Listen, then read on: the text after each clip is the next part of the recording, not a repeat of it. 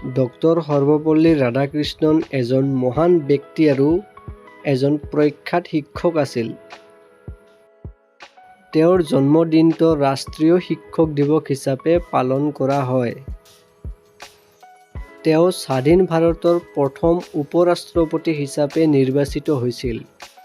তামিলনাডুৰ মাদ্ৰাজ নগৰৰ ওচৰৰ তিৰোতানী নামৰ এখন গাঁৱত 1888 খ্ৰীষ্টাব্দৰ 5 ছেপ্টেম্বৰত ৰাধাকৃষ্ণনৰ জন্ম হয়।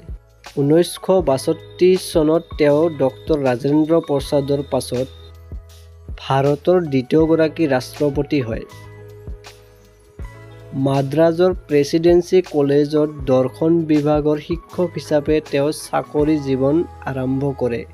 তেওঁৰ দেউতাকৰ নাম আছিল সৰ্বপল্লী বীৰাস্বামী আৰু মাতৃৰ নাম আছিল সীতামা।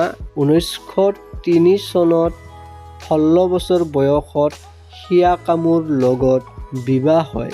তেওঁৰ আত্মজীৱনীমূলক গ্ৰন্থখনৰ নাম হ'ল মাই চাৰ্চ ফৰ ট্ৰুথ। এইগৰাকী মহান ভাৰতীয় যোৱা 1975 খ্ৰীষ্টাব্দত 17 এপ্ৰিলত মাদ্ৰাজত পৰলোক ঘটে।